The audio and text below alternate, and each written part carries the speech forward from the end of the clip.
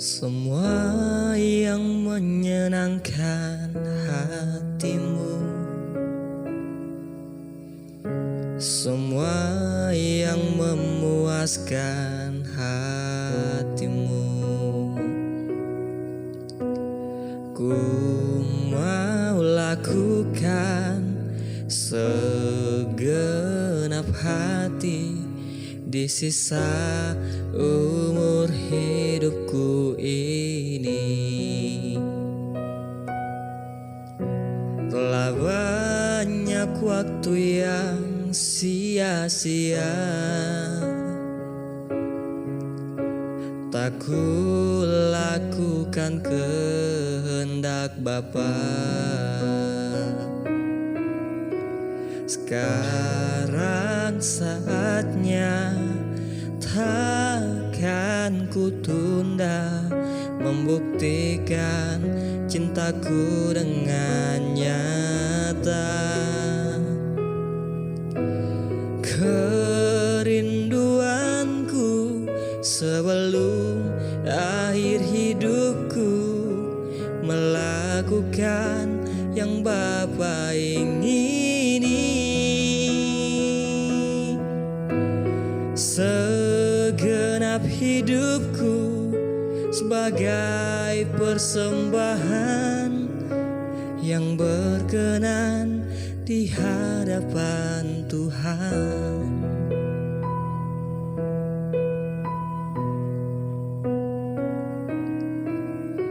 Telah banyak waktu yang sia-sia, tak ku lakukan kehendak Bapa. Sekarang saatnya, takkan ku tunda membuktikan cintaku dengan nyata. Kerinduanku sebelum akhir hidupku, melakukan yang Bapa ingini. Segenap hidupku sebagai persembahan yang berkenan di hadapan Tuhan, yang berkenan di hadapan Tuhan, yang berkenan di hadapan Tuhan.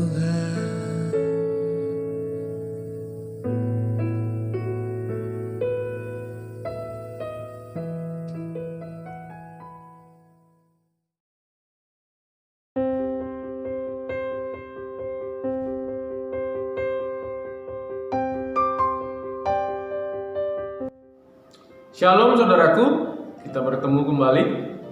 Hari ini saya juga akan mengajak kita merenungkan firman. Kita akan baca firman Tuhan yang tertulis di Kolose 3 ayat 22 sampai 24. Demikian firman Tuhan. Hai hamba-hamba, taatilah Tuanmu yang di dunia ini dalam segala hal. Jangan hanya di hadapan mereka saja untuk menyenangkan mereka, melainkan dengan tulus hati karena takut akan Tuhan.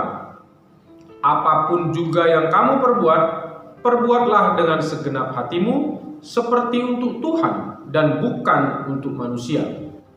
Kamu tahu bahwa dari Tuhanlah kamu akan menerima bagian yang ditentukan bagimu sebagai upah. Kristus adalah Tuhan dan kamu hambanya. Kita bisa mengaitkan ayat ini yang kita baca barusan dengan pekerjaan, dengan bisnis, dengan pelayanan, dengan banyak hal. Kita harus tunduk, taat dalam segala hal kepada Tuhan kita di dunia ini, kepada pemimpin kita. Mungkin dalam bekerja, dalam berbisnis, dalam pelayanan, itu bisa terjadi. Nah, bagaimana melakukannya? Ayat 23 berkata, apapun juga yang kamu perbuat, perbuatlah dengan segenap hatimu seperti untuk Tuhan dan bukan untuk manusia. Ini soal kualitas pekerjaan yang dimulai dari cara berpikir yang benar, bahwa kita bekerja harus dengan segenap hati seperti untuk Tuhan. Kenapa? Di ayat 24 berkata, kamu tahu bahwa dari Tuhanlah kamu akan menerima bagian yang ditentukan bagimu sebagai upah. Maka upah kita itu akan diurus oleh Tuhan. Tuhan yang memberikan itu, mungkin lewat pemimpin kita, mungkin lewat atasan kita, atau mungkin lewat klien kita. Dari mana? Tapi cara berpikir kita harus punya pemikiran bahwa apa yang kita peroleh itu Tuhan yang atur. Tuhanlah yang menentukan bagi kita apa yang akan kita peroleh. Nah, rubah cara berpikir kita hari ini. Mulai hari ini kita bekerja bukan untuk uang, tapi kita bekerja seperti untuk Tuhan dengan segenap hati, dan apa yang kita terima harus kita yakini itu Tuhan yang atur untuk kita. Tuhan yang menentukan untuk kita. Tapi ada hal lain yang harus kita ingat, yang harus kita mengerti. Kalau kita yakini bahwa pekerjaan kita, usaha kita, pelayanan kita adalah berkat dari Tuhan, dan apa yang kita peroleh, hasil dari pekerjaan kita, hasil dari bisnis kita itu berkat yang dari Tuhan, seperti ayat 24 tadi, yang ditentukan menjadi bagian kita.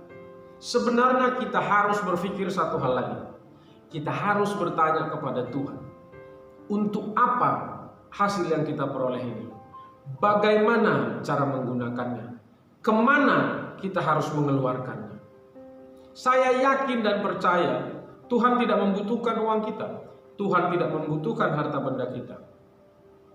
Tapi yang Dia mau, kita pun harus bertanya kepadanya, kemana, untuk apa hasil yang kita peroleh ini, kalau benar-benar itu dari Tuhan. Banyak orang yang tidak melakukannya. Begitu mereka mendapat penghasilan, mereka tidak pernah bertanya kepada Tuhan dan menikmati untuk dirinya sendiri. Saya yakin dan percaya, bukan seperti itu yang Tuhan mau kita lakukan. Apapun yang kita peroleh, bukanlah hanya untuk diri kita, dan kita tumpuk hanya untuk memuaskan keinginan-keinginan kita. Maka bertanyalah kepada Tuhan, apa yang terbaik yang harus kita lakukan dengan apa yang kita peroleh. Tuhan Yesus memberkati.